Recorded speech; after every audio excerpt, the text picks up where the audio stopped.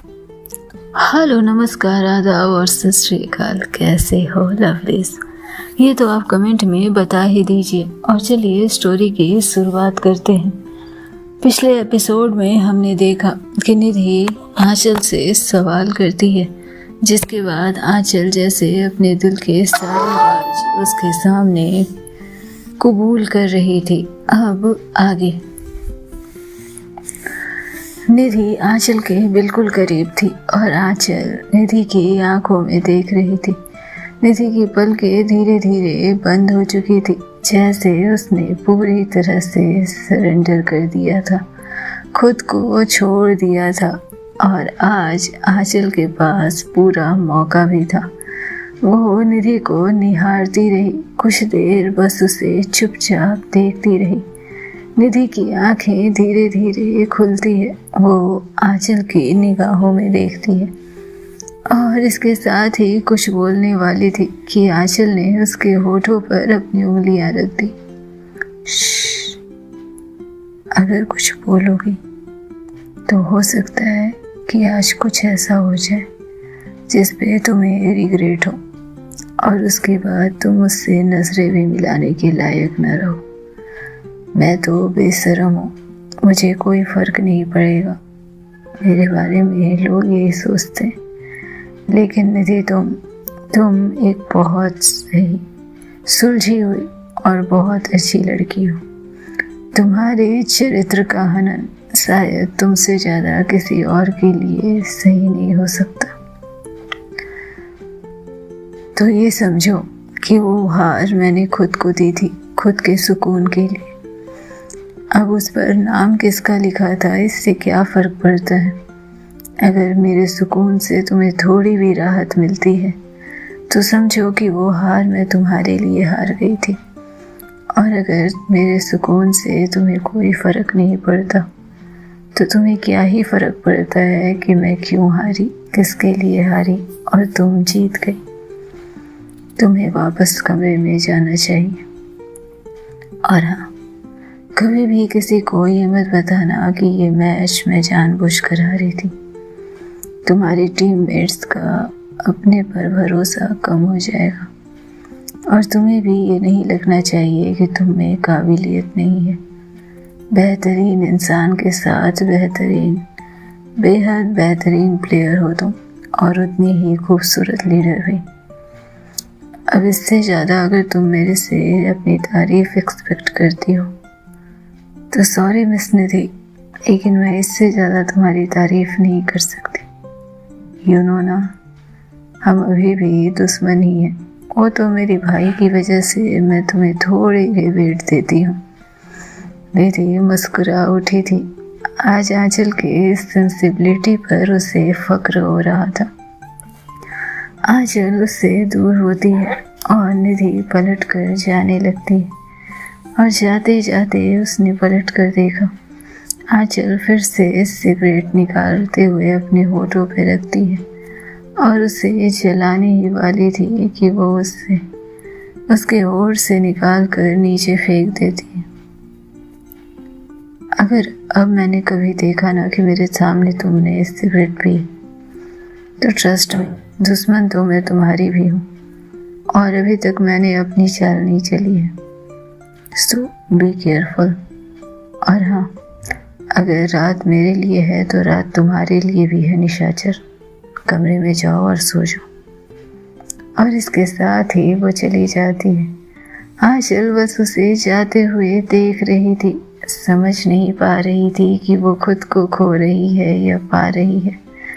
निधि का दूर जाना जैसे उसके लिए खुद पर किसी बिछड़न की रेखा थी, लेकिन निधि का उसका इस तरह से ध्यान रखना उसके लिए एक खूबसूरत एहसास था।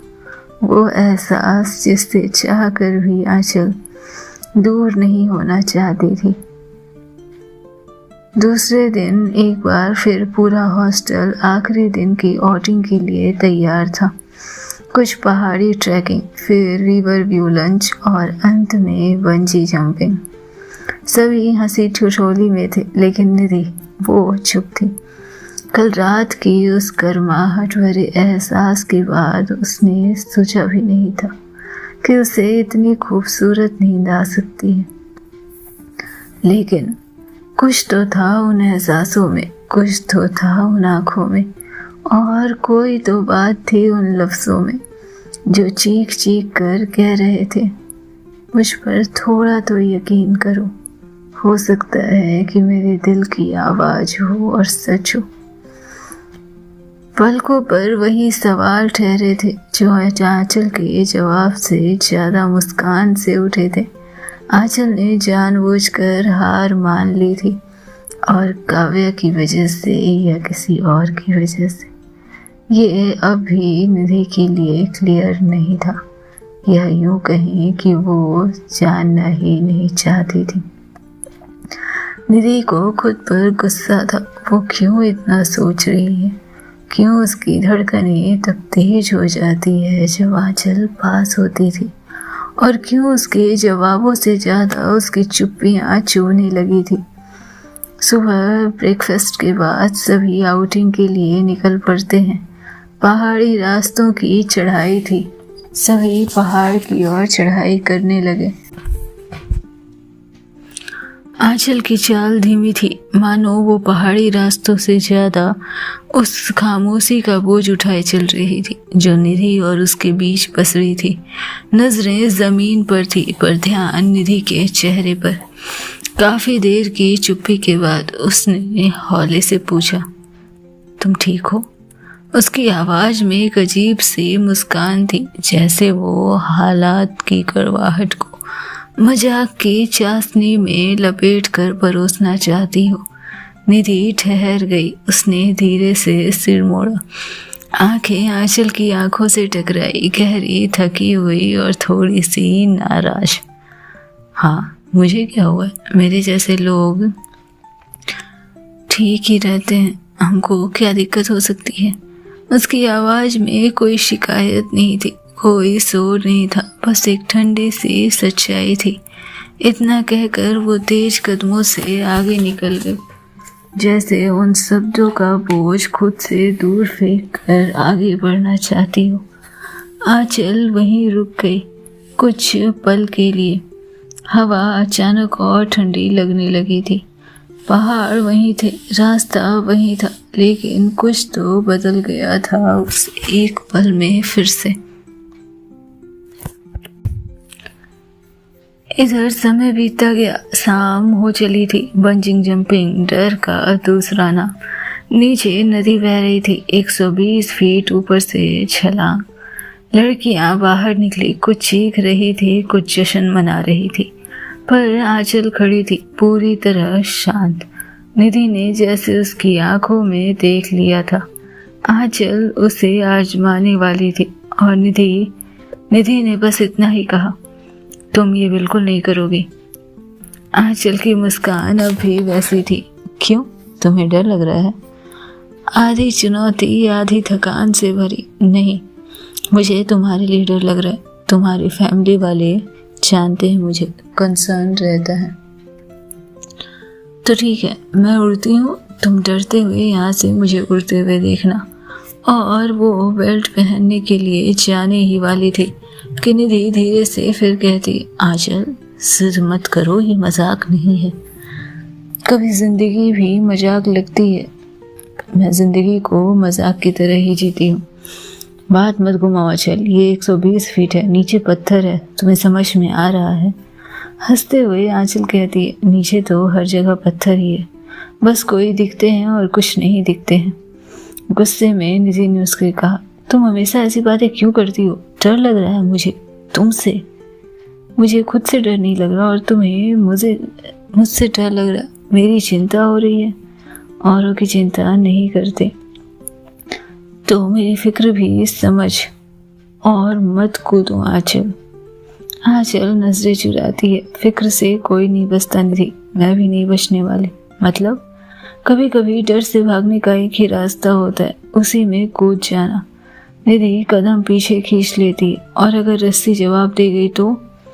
धीमे आवाज में आंचल ने उसकी तरफ पलटते हुए कहा, तो शायद मैं वो पा जाऊं जो अब तक छूटता आया है। चुप्पी की आज़ादी। निधि उसे गौर से देखती है। तुम मेरी बात को मजाक समझ रही हो, लेकिन सिद्धांत, मैं उसे क्या कहूँगी?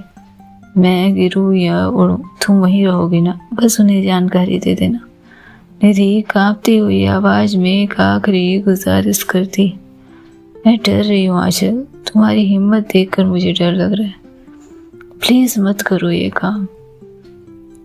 और आंचल उसे देखती है और उसकी तरफ मुस्कुराते हुए कहती है, कोई बात नहीं, तुम मुझे उड़ते हुए देखो, तुम्हारा भी डर खत्म हो जाएगा। और वो बेल्ट पहनने चली गई थी। आंचल की आंखों में कुछ था जो निधि को तोड़ रहा था। वो वापस पेड़ों के पीछे अकेली चली गई, दूर कहीं और, जहाँ बस चुप्पे थे। करो जो करना है, मुझे क्या? मैं मना ही कर सकती थी जो मैंने किया, लेकिन ये लड़की, ये किसी की नहीं सुनने वाली। खुद में बड़बड़ाती निधि अचानक आगे बढ़ रही थी, तभी सिद्धांत का कॉल आया। हेलो स्वीटहार्ट, कैसे हो? मजे कर रही हो ना? निधि ने सख्त आवाज में कहा। हाँ, सब ठीक है। मजे क्या? आंचल बंजिंग जंपिंग कर रही है। व्हाट डिड यू से? सिद्धांत की आवाज कांप गई। Bungee jumping?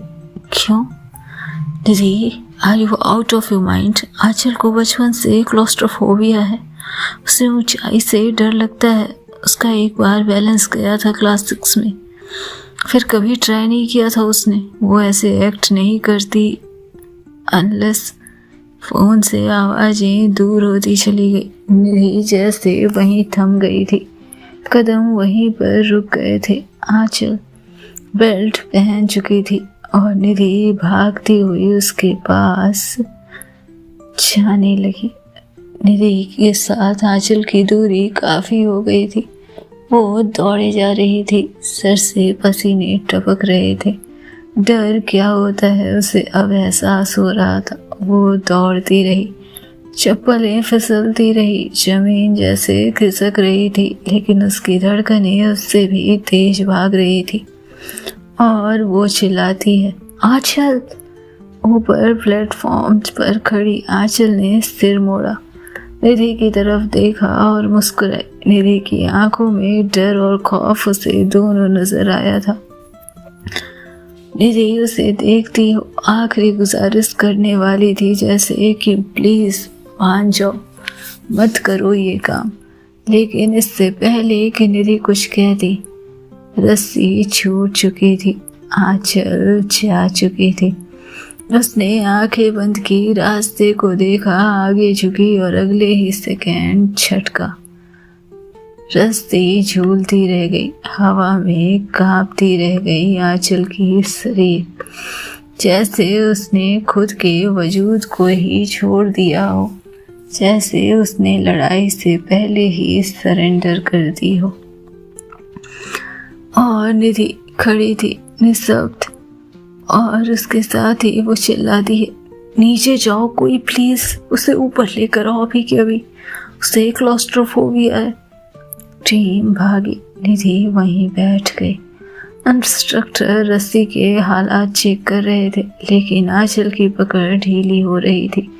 चेहरा नीला हो रहा था, बॉडी में जैसे ऑक्सीजन लेवल कम हो चला था। और फिर वो बस वहीं रह गई, लटकती, निस्तब्ध। ऊपर से देखकर कोई भी कह सकता था बेजान शरीर है वो। निधि का पूरा शरीर थरथराने लगा। सिद्धांत का उसके पास अगला कॉल आता है। लिसन, मैं निकल चुका हूँ, 2 घंटे लगेंगे, बस उसे होश में रखना प्लीज। निधि की आवाज टूट चुकी थी। वो शायद होश में नहीं है सिद्धांत। इधर ऊपर आंचल को स्ट्रेचर पर लिटाया गया। निधि उसके बालों को सहलाती रही, उसके होठ कांप रहे थे। उसने बस इतना देखा और आंखें फिर से बंद कर ली। समय जैसे टूट गया था, छिटक गया था। दोस्त दे रही थी निधि खुद को। काश उसने थोड़ी कोशिश और की होती।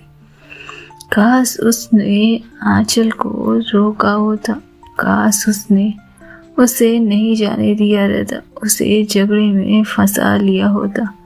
कई तरह की दलील निधि खुद को दे रही थी। वो खुद को समझा रही थी कि ये सारी गलती शायद उसकी है, लेकिन ऐसा नहीं था। वो रात लंबी थी, सिर्फ एक खामोश सांस चल रही थी और निधि के भीतर हजारों सवालों का शोर था। क्या वो आंचल के लिए डर गई थी या फिर किसी एहसास से डर गई थी?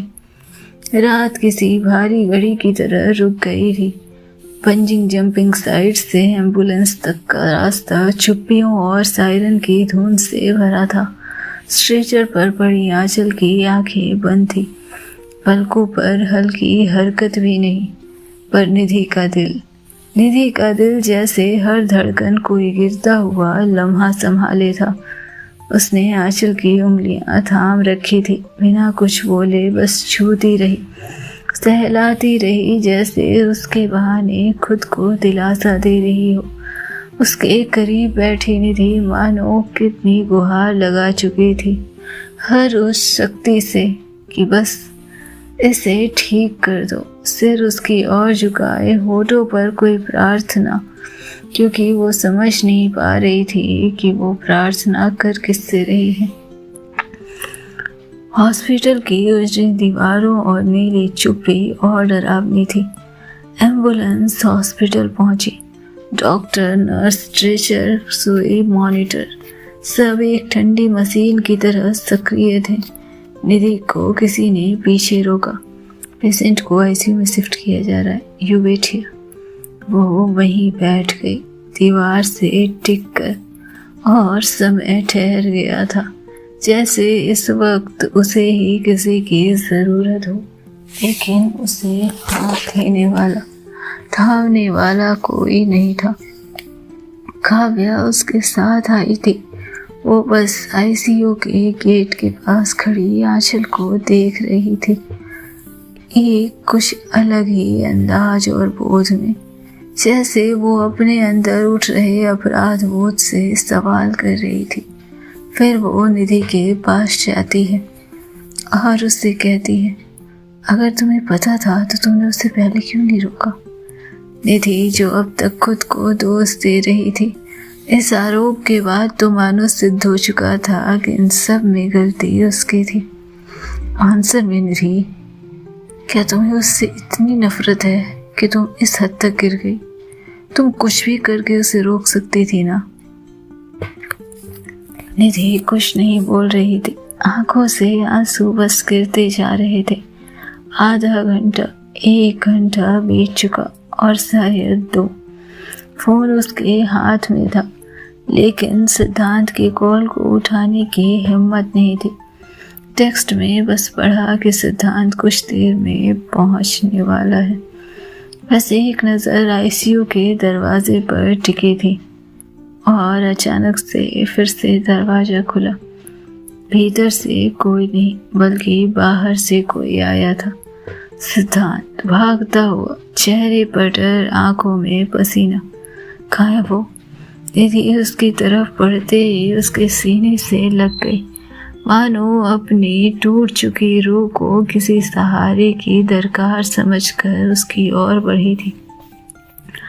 पहली बार निधि ने उसके चेहरे पर एक भाई का असली डर देखा था। आईसीयू में बेहोश थी, अभी भी कुछ नहीं कहा है डॉक्टर ने। सिद्धांत, उसने खुद से ये किया, क्यों? सिद्धांत दीवार पर हाथ मारता है, जैसे अपने गुस्से को कंट्रोल करने की कोशिश कर रहा हो, जैसे खुद को संभालने की कोशिश कर रहा हो। मैंने कहा था उसे हाइट से दूर रहो। वो जानती थी ना। उसका गला बैठने लगा। निधि ने पहली बार धीमी आवाज में कहा, सिद्धांत सुनो इधर देखो, मेरी तरफ देखो। कुछ नहीं होगा, आंचल को कुछ नहीं होगा, वो ठीक हो जाएगी, है ना? रिलैक्स, सांस लो, लंबी सांस लो। और दौड़कर वो पानी लेकर आती है। सिद्धांत को पानी देती है और पानी पीते ही उसे थोड़ा रिलैक्स फील होता है। निधि ने पहली बार धीमी आवाज में उसे कहा, शायद उसने डर से नहीं किसी जिद से किया। और सिद्धांत उसे देखता है। जिद? हाँ, वो मुस्कुरा रही थी जब उसने देखा, जैसे खुद को खुद साबित करना चाहती हूँ। सिद्धांत बस उसे देखता रहा, लंबी गहरी नजरों से। क्या तुम जानती थी कि वो किस लिए मुस्कुराई थी? निधि कुछ नहीं बोल सकी। आखिर क्या ही कबूल करती वो, आखिर क्या ही बताती वो। रात के 3:30 बज चुके थे। हॉस्पिटल की गमगीन वादियाँ अभी भी जस की तस थी, जैसे हिम्मत बनाना जरूरी था एक दूसरे का, वरना सब कुछ बिखर सकता था। घर पे बताया तुमने? हाँ, पापा मम्मी दोनों को बताया। पापा आ नहीं सकते थे, मुझे आना पड़ा, लेकिन माँ बोल रही थी कि वो आना चाहती है। किसी तरह मैंने रोका। आंटी आना चाहती थी? तुम्हें कुछ नहीं बतानी थी। अभी तुम्हें हमारे परिवार को समझने में बहुत समय लगेगा। अस्पताल के सफ़ेद दीवारों पर टंगी घड़ी टिक टिक जैसे वक्त की सांसें गिन रही थी। आंचल निधि सिद्धांत का हाथ थामे बैठी थी और उसके हाथों पर अपने अंगूठे से रख कर उसे दिलासा दे रही थी। नीली वर्दी में एक डॉक्टर धीरे धीरे बाहर निकले। आंखों में तनाव ज्यादा थे। सिस्टर कॉन्शियस नहीं है अभी, पर कोई सीरियस इंजरी नहीं है। आई थिंक बेहोशी का कारण मेंटल शॉक रहा होगा। निधि ने जैसे एक पल के लिए सांस लेना बंद कर दिया था। फिर उसने गहरी लंबी सांस ली। आंखों में जैसे नमी तैर गई थी, लेकिन वो आंसू बनने से पहले ही छुपा लिए थे उसने। सिद्धांत पास ही खड़ा था, चेहरा सख्त, जबड़ा कसा हुआ, गुस्सा भी आंखों में था, शायद परिस्थितियों पर या शायद खुद पर, मगर उसकी आवाज संयम में थी। उसने कहा, मैं कुछ देर बैठूंगा उसके पास, क्या तुम थोड़ी देर बाहर रह सकती हो? निधि ने उसकी ओर देखा। कोई तर्क नहीं, कोई सवाल नहीं, बस थकी हुई स्वीकृति। आखिर एक भाई को उसके बहन के पास जाने से कैसे ही रोक सकती थी वो। सिद्धांत निधि के सर पर हाथ फेरता है। तुम यहीं रुकना, मैं आता हूँ उसके पास से, उसे मेरी ज़रूरत है अभी। और ये कहकर सिद्धांत आईसीयू के अंदर चला गया।